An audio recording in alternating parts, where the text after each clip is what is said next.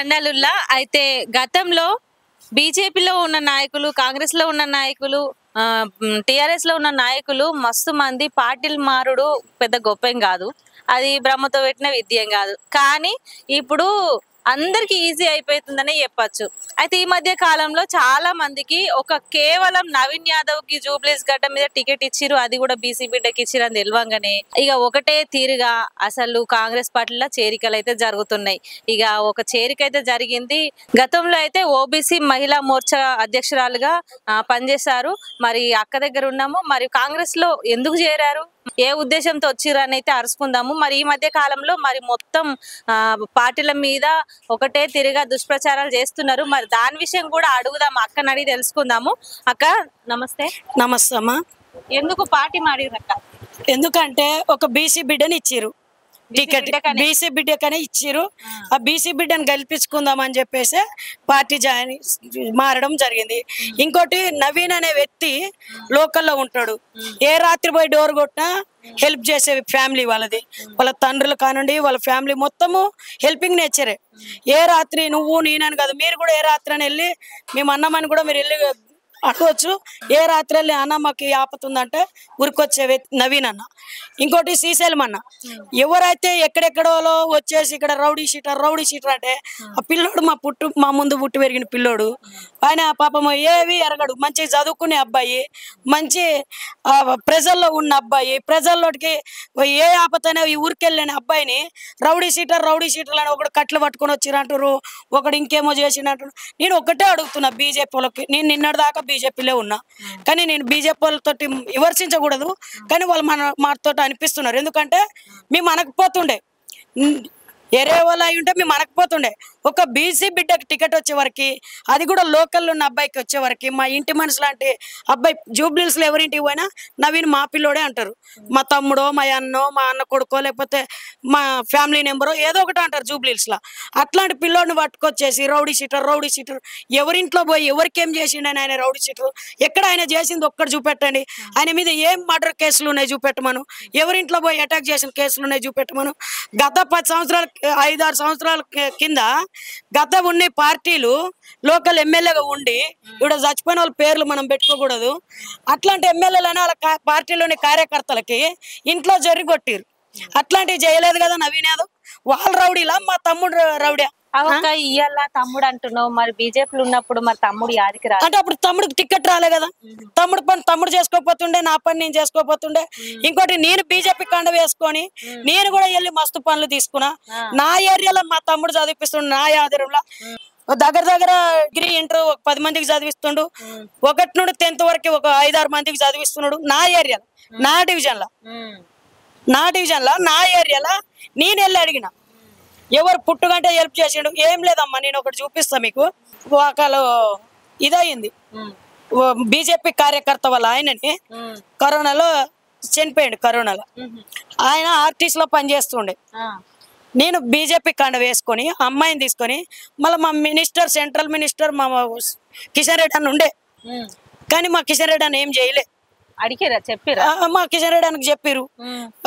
చాలా మంది అన్నారు మేము కిషన్ రెడ్డి అన్నకు చెప్పినాము, కానీ కిషన్ రెడ్డి తోటి ఏమైనా పనులు అవుతాయా మీకు తెలియదు ఏముంది అని చెప్పారు. సరే మీరు ఇది ఎట్లా అవ్వాలి అని చెప్పేసి ఏ పోస్ట్ లేదు మా తమ్ముడికి. అప్పుడు ఏ పోస్ట్ లేదు. తమ్ముడు ఇలా ఆయన జాబు ఇప్పుడు దగ్గర కరోనా అయిపోయి కూడా 4-5 సంవత్సరాలు అవుతుంది. ఇప్పుడు దాకా ఆమె జాబ్ ఎక్కలేదు. తమ్ముడు దీన్ని ఎట్లా చేద్దాం, ఏం చేద్దాము అని చెప్పేసి ఇద్దరు తండ్రి కొడుకులు ఉన్నారు, శ్రీశైలం అన్న ఉన్నాడు, నవీన్ తమ్ముడు. ఎట్లా చేద్దాం, ఏం చేద్దామని అప్పటికప్పుడు అందరు ఆఫీసర్లని దిచ్చేసి ఇన్ని రోజులు ఎందుకు ఆపిరు, అట్లెట్లా ఆపుతారు, ఏ రీజన్ మీద, ఆమె దానికి అర్హతరాలు కాదా, లేకుంటే దానికి ఏంది రీజన్ ఏంటని మాట్లాడి జస్ట్ 10 days లో ఆమెను జాబ్ ఎక్కిచ్చారు. 10 days లో ఆమెని 10 రోజులలో ఆమెను జాబ్ ఎక్కిచ్చి, ఇక ఆమె ఎంప్లాయ్ కాబట్టి పేర్లు చెప్పకూడదు, ఆమెను జాబ్ ఎక్కిచ్చేసి అది కూడా ఏం జాబ్ ఇచ్చారు, ఆర్టీసీలో కానిస్టేబుల్ ఇచ్చారు. మరి ఏ పార్టీలు రోలింగ్ లో ఉన్న పార్టీ అప్పుడు బీఆర్ఎస్ పార్టీ ఉండే, మరి ఎందుకు ప్రజలకు సాయం చేస్తున్నాం అంటారు, మరి వాళ్ళు ఎందుకో చేయలేరు. మరి ఎంపీ లోకల్ సెంట్రల్ మినిస్టర్ మా అన్నుండే, నాకు ఆయన సొంత బెదర్ లాగానే, నేనంటే చాలా గౌరవిస్తాడు. చాలా మంచి వ్యక్తి.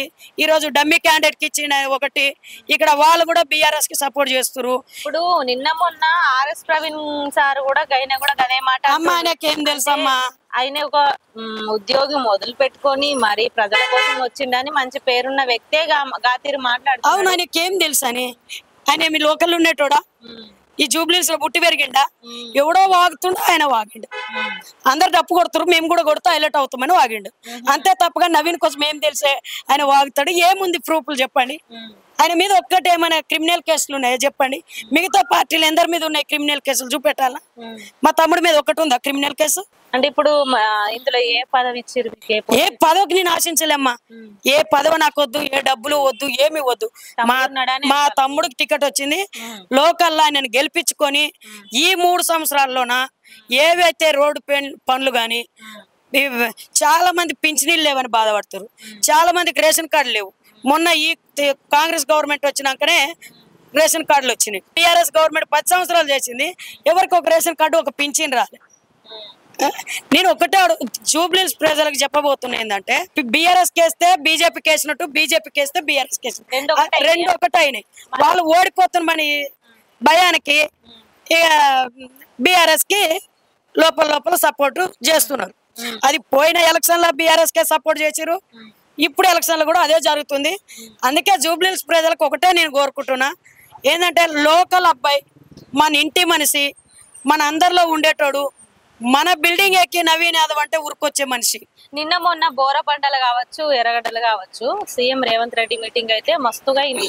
ఇక ఆయన మాటల మీద కూడా మస్తు మంది విమర్శిస్తున్నారు. అంటే క్యాంపెయినింగ్ అంటే 1-2 మీటింగ్లకు రావాలి, అంత పెద్ద సారు ఇట్లా రోజు తిరుగుడు, మళ్ళీ బీఆర్ఎస్ కి ఓటేస్తే మీకు ఈ పథకాలు. అవునమ్మా, ఆయన బీసీ వినమ్మా, నేను ఆయన ఏందంటే బీసీ బిడ్డకి ఇచ్చిండు, బీసీలో గెలవాలి, బీసీలకు న్యాయం కావాలని ఆలోచిస్తుడు. వినండి, 2-3 ఇట్లా చెట్ల అట్లాంటి రోజు తిరుగుతున్నాడు సీఎం రేవంత్ రెడ్డి అన్న. ఎందుకు తిరుగుతుండంటే, ఒక బీసీ బిడ్డకి ఇచ్చిన, లోకల్ అబ్బాయికి ఇచ్చిన, ఆయన అన్ని పార్టీలు వాడుకున్నారు, ఆయనకు ఎటువంటి న్యాయం జరగలేదు. ఈ రోజు నేను ఆయన అండదండగా ఉండి ఆయన ఎన్నోంటి ఉండి గెలిపించుకుంటానని వస్తున్నాడు. ఇలా కోరవలేకపోతున్నారు, ఏవో 10 రకాలు చెప్పుకుంటారు. చెప్పుకొని ఏమవుతుంది? ప్రజలకు తెలుసు కదా, ప్రజలు గుణపాఠం చెప్తారు కదా.